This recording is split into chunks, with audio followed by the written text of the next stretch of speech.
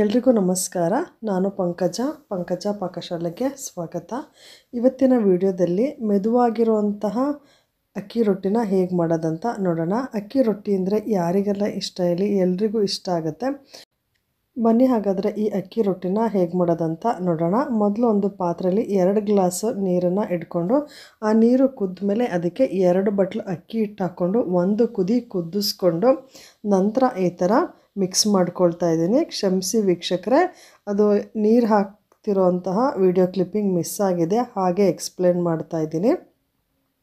2 glass ನೀರು ಇಟ್ಕೊಂಡು ಅದಕ್ಕೆ 2 ಬಟ್ಲು ಹಿಟ್ಟು ಹಾಕ್ಕೊಂಡು ಒಂದು ಕುದಿ ಮುದ್ದೆ ಕುದಿಸ್ತೀವಲ್ಲ ಆ ಥರ ಒಂದು ಕುದಿ ಕುದಿಸ್ಕೊಂಡು ಈ ಥರ ಚೆನ್ನಾಗಿ ಮಿಕ್ಸ್ ಮಾಡ್ಕೊಬರ್ಬೇಕು. ಹೇಗೆ ಮುದ್ದೆ ಮಾಡ್ತೀವೋ ಅದೇ ಥರ, ಆದರೆ ಮುದ್ದೆ ಮಾಡೋವಷ್ಟು ಸಮಯ ಬೇಯಿಸೋದು ಬೇಡ. ಒಂದು ಕುದಿ ಕುದಿಸಿ ಈ ಥರ ಮಿಕ್ಸ್ ಮಾಡಿಕೊಂಡ್ರೆ ಸಾಕು. ಇದನ್ನು ರೊಟ್ಟಿ ಸರಿ ಅಂತ ಹೇಳ್ತಾರೆ. ಈ ಥರ ಚೆನ್ನಾಗಿ ಮಿಕ್ಸ್ ಮಾಡಿಕೊಂಡು ಇದು ಸ್ವಲ್ಪ ತಣ್ಣಗಾಗಕ್ಕೆ ಬಿಡಬೇಕು. ತಣ್ಣಗಾಗಕ್ಕೆ ಬಿಟ್ಟ ಮೇಲೆ ಇದನ್ನು ಚೆನ್ನಾಗಿ ಮಿಕ್ಸ್ ಮಾಡ್ಕೊಳ್ಬೇಕು. ನೋಡಿ, ಸರಿ ರೆಡಿಯಾಗಿದೆ. ಇದನ್ನು ಒಂದು ಪಾತ್ರೆಗೆ ಇನ್ನೊಂದು ಪಾತ್ರೆಗೆ ಶಿಫ್ಟ್ ಮಾಡ್ಕೊಳ್ಳೋಣ. ಈ ಪಾತ್ರೆಯಲ್ಲಿ ಕಲಸೋದು ಅಷ್ಟು ಕಂಫರ್ಟಬಲ್ ಅನಿಸಲ್ಲ, ಅದಕ್ಕೆ ಒಂದು ಅಗಲವಾದ ಪಾತ್ರೆಗೆ ಈ ಸರಿನ ಹಾಕ್ಕೊಳ್ತಾ ಇದ್ದೀನಿ. ನೋಡಿ, ಈ ಪಾತ್ರೆಗೆ ಈ ಸರಿನೆಲ್ಲ ಮಾಡಿಟ್ಕೊಂಡಿರೋಂತಹ ಅಕ್ಕಿ ರೊಟ್ಟಿ ಸರಿನ ಹಾಕ್ಕೊಳ್ತಾ ಇದ್ದೀನಿ. ಇದು ತುಂಬ ಬಿಸಿಯಾಗಿದ್ದಾಗ ಮುಟ್ಟಕ್ಕೆ ಹೋಗ್ಬಿಡಿ. ಸ್ವಲ್ಪ ತಣ್ಣಗಾದ್ಮೇಲೆ ಒಂದು ಅಗಲವಾಗಿರೋ ಪಾತ್ರೆಗೆ ಶಿಫ್ಟ್ ಮಾಡಿಕೊಂಡು ಇನ್ನೊಂದೊಂದು ಸಣ್ಣ ಪಾತ್ರೆಯಲ್ಲಿ ನೀರು ಇಟ್ಕೊಡಿ. ಕೈನ ನೀರಲ್ಲಿ ಎತ್ಕೊಂಡ್ಬಿಟ್ಟು ಈ ಥರ ಚಪಾತಿ ಹಿಟ್ಟು ಹೇಗೆ ಮಿದಿತೀರೋ ಅದೇ ರೀತಿ ಚೆನ್ನಾಗಿ ಮಿದ್ಕೊಳ್ಳಿ. ನಿಮಗೆ ಇದಕ್ಕಿಂತ ಜಾಸ್ತಿ ಪ್ರಮಾಣದಲ್ಲಿ ರೊಟ್ಟಿ ಬೇಕಂದರೆ ಇದಕ್ಕೆ ಒಂದು ಬಟ್ಲನ್ನು ಡ್ರೈ ಆಗಿರೋಂತಹ ಅಕ್ಕಿ ಹಿಟ್ಟನ್ನು ಹಾಕ್ಕೊಂಡು ಈ ರೊಟ್ಟಿ ಸರಿ ಜೊತೆಗೆ ಮಿಕ್ಸ್ ಮಾಡ್ಕೊಳ್ಳಿ. ನೋಡಿ, ನಾನು ಈ ಹದಕ್ಕೆ ಚೆನ್ನಾಗಿ ಮಿದ್ದು ಕಲಸಿಟ್ಕೊಂಡಿದ್ದೀನಿ. ಇಷ್ಟು ಹಿಟ್ಟನ್ನು ತಗೊಂಡು ಉಂಡೆ ಮಾಡ್ಕೊಳ್ತಾ ಇದ್ದೀನಿ. ನೀವು ರೊಟ್ಟಿ ಅರಿಯುವಂತಹ ಮಣೇಲಿ ಬೇಕಾದರೂ ಮಾಡ್ಬೋದು, ಇಲ್ಲ ಶೆಲ್ಫಲ್ಲಿ ಒರೆಸ್ಕೊಂಡು ಹಾಗೆ ಬೇಕಾದರೂ ಮಾಡ್ಬೋದು. ನಾನು ವಿಡಿಯೋದಲ್ಲಿ ತೋರ್ಸೋಕ್ಕೆ ಸಹಾಯ ಆಗುತ್ತೆ ಅಂತ ಕಲ್ ಮೇಲೇ ಅರ್ದು ತೋರಿಸ್ತಾ ಇದ್ದೀನಿ. ಈ ಥರ ಬಿಲ್ಲೆಗಳನ್ನಾಗಿ ರೌಂಡಾಗಿ ಮಾಡಿಕೊಂಡು ಹಿಂದೆ ಮುಂದೆ ಇಟ್ಟು ಸವರ್ಕೊಂಡು ಸ್ವಲ್ಪ ಅಗಲವಾಗೋವರೆಗೆ ಕೈಯಲ್ಲೇ ತೊಡ್ಕೊಳ್ಳಿ. ನಂತರ ಲತುಡಿ ಸಹಾಯದಿಂದ ತಟ್ಕೊಳ್ಳೋಣ.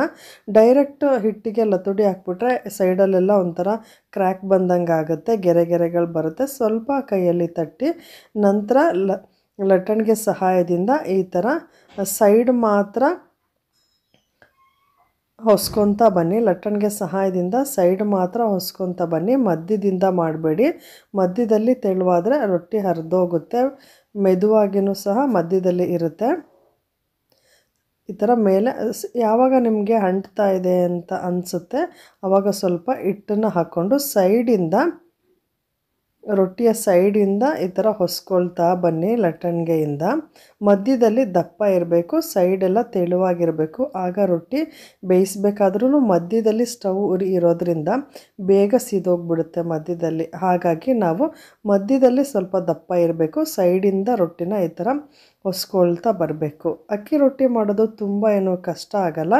ಸರಿಯಾದ ವಿಧಾನದಿಂದ ಮಾಡ್ತಾಯಿದ್ರೆ ಅಕ್ಕಿ ರೊಟ್ಟಿ ತುಂಬಾ ಚೆನ್ನಾಗಿ ಬರುತ್ತೆ, ಹಾಗೆ ಬೇಗ ಕೂಡ ಆಗುತ್ತೆ. ನೋಡಿ, ಈ ರೀತಿ ಸೈಡೆಲ್ಲ ಲಟ್ಟಿಸ್ಕೊಳ್ತಾ ಬರಬೇಕು. ನೀವು ಸರಿನ ಚೆನ್ನಾಗಿ ಕರೆಕ್ಟ್ ವಿಧಾನದಲ್ಲೇ ಮಾಡಿಕೊಂಡು ಹಿಟ್ಟನ್ನು ಚೆನ್ನಾಗಿ ಮಿತ್ಕೊಂಡಿದ್ರೆ ರೊಟ್ಟಿ ಲಟ್ಟಿಸ್ಬೇಕಾದ್ರೆ ಸ್ವಲ್ಪನೂ ಅರ್ಧೋಗೋದಿಲ್ಲ. ನೋಡಿ, ಈ ಥರ ನೀಟಾಗೇ ಬರುತ್ತೆ. ಇದನ್ನು ಈಗ ಕೈಯಲ್ಲಿ ಸ್ವಲ್ಪ ನೀರು ಸವರ್ಕೊಂಡು ಮೇಲ್ಗಡೆ ನಾವು ಲಟ್ಸೋಕ್ಕೆ ಹಾಕಿರ್ತೀವಲ್ಲ ಹಿಟ್ಟು, ಅದನ್ನೆಲ್ಲ ಒರೆಸ್ಕೋಬೇಕು. ಒರೆಸ್ಕೊಂಡಿರೋ ಅಂತಹ ಭಾಗನ ಅಂಚಿನ ಮೇಲೆ ಕೆಳಗಡೆ ಬರೋ ರೀತಿನೇ ಹಾಕಬೇಕು. ಈ ಥರ ಕೈಯಲ್ಲಿ ತೊಗೊಂಡು ಒರೆಸ್ಕೊಂಡಿರೋಂಥ ನೀರಲ್ಲಿ ಒರೆಸಿರ್ತೀವಲ್ಲ ರೊಟ್ಟಿ, ಆ ಭಾಗನ ಅಂಚಿನ ಕೆಳಭಾಗಕ್ಕೆ ಹಾಕಬೇಕು. ಮೇಲ್ಗಡೆ ಮತ್ತೆ ನಾವು ಬೇಯಿಸ್ಬೇಕಾದ್ರೆ ನೋಡಿ ರೊಟ್ಟಿಗೆ ಈ ಥರ ನೀರು ಸವರಿ ಮಗ್ಚಿ ಹಾಕಬೇಕು. ಆವಾಗ ರೊಟ್ಟಿ ಹಿಟ್ಟಿಟ್ಟಾಗಿ ಬರೋದಿಲ್ಲ, ತುಂಬ ಮೆದುವಾಗಿ ಬರುತ್ತೆ. ಈಗ ಮಗ್ಚಿ ಹಾಕಿ ನೋಡಿ, ರೊಟ್ಟಿ ಬೆಂದಿದೆ. ಈಗ ಸುತ್ತ ಸ್ವಲ್ಪ ಬೇಯಿಸ್ಕೊಂಡ್ರೆ ಸಾಕು ಅಷ್ಟೆ. ಮತ್ತೊಂದು ರೊಟ್ಟಿನ ಅದೇ ವಿಧಾನದಲ್ಲಿ ತಟ್ಟಿ ತೋರಿಸ್ತಾ ಇದ್ದೀನಿ. ನೋಡಿ, ಒಂದು ಉಂಡೆನ ತೊಗೊಂಡು ಈ ಥರ ಸ್ವಲ್ಪ ಹಿಟ್ಟು ಹಾಕ್ಕೊಂಡು ತಟ್ಕೊಳ್ಳಿ ಸುತ್ತ. ನಂತರ ಸ್ವಲ್ಪ ಅಗಲ ಆದಮೇಲೆ ಲಟ್ಟಣಿಗೆ ಸಹಾಯದಿಂದ ರೊಟ್ಟಿಯ ಸೈಡಲ್ಲಿ ಈ ಥರ ಲಟ್ಟಿಸ್ಕೊಳ್ತಾ ಬನ್ನಿ. ರೊಟ್ಟಿ ಸೈಡಿಂದ ಲಟ್ಟಿಸ್ಕೊಳ್ತಾ ಬನ್ನಿ, ಆಗ ರೊಟ್ಟಿ ಚೆನ್ನಾಗಾಗುತ್ತೆ. ಇದೇ ವಿಧಾನದಲ್ಲಿ ಅಕ್ಕಿ ರೊಟ್ಟಿ, ರಾಗಿ ರೊಟ್ಟಿನೂ ಸಹ ಮಾಡ್ಕೋಬೋದು. ಅಕ್ಕಿ ರೊಟ್ಟಿ ಅಂತೂ ತುಂಬ ಸ್ಮೂತಾಗಿ, ತುಂಬ ಸುಲಭವಾಗೇ ಬರುತ್ತೆ. ಈ ಅಕ್ಕಿ ರೊಟ್ಟಿಗೆ ತೆಂಗಿನಕಾಯಿ ಚಟ್ನಿ ಹಾಗೆ ಯಾವುದೇ ತರಕಾರಿಗಳ ಪಲ್ಯನೂ ಸಹ ಚೆನ್ನಾಗಿ ಹೊಂದ್ಕೊಳ್ಳುತ್ತೆ. ಈಗ ಈ ರೊಟ್ಟಿನೂ ಸಹ ಲಟ್ಸಿದ್ದಾಗಿದೆ. ಈಗ ಹಂಚಿನ ಮೇಲೆ ಮೇಲ್ಗಡೆ ಭಾಗಕ್ಕೆ ನೀರು ಸವರಿ ನೋಡಿ ಈ ಥರ ಮಗ್ಚಿ ಹಾಕಿದ್ದೀನಿ. ಬೆಂದಮೇಲೆ ಮತ್ತೆ ಮೇಲ್ಗಡೆ ಭಾಗಕ್ಕೆ ನೀರು ಸವರಿ ತಿರುಗಿಸಿ ಹಾಕಿದ್ರೆ ಮೆದುವಾಗಿರುವಂತಹ ಬಿಸಿ ಬಿಸಿಯಾಗಿರುವಂತಹ ಅಕ್ಕಿ ರೊಟ್ಟಿ ರೆಡಿ ಆಗುತ್ತೆ. ಆದಷ್ಟು ಹೈ ಫ್ಲೇಮಲ್ಲಿ ಇಟ್ಕೊಂಡು ಮಾಡಿ ರೊಟ್ಟಿನ, ಇಲ್ಲಾಂದರೆ ರೊಟ್ಟಿ ಸೀದೋಗ್ಬಿಡುತ್ತೆ, ಕಪ್ಪಗಾಗ್ಬಿಡುತ್ತೆ, ಹಾಗೆ ಒರಟಾಗ್ಬಿಡುತ್ತೆ. ಸಣ್ಣ ಊರಿನಲ್ಲಿ ನಾವು ರೊಟ್ಟಿ ಚಪಾತಿ ಯಾವುದನ್ನೇ ಮಾಡಿದ್ರೂ ಒರಟಾಗ್ಬಿಡುತ್ತೆ.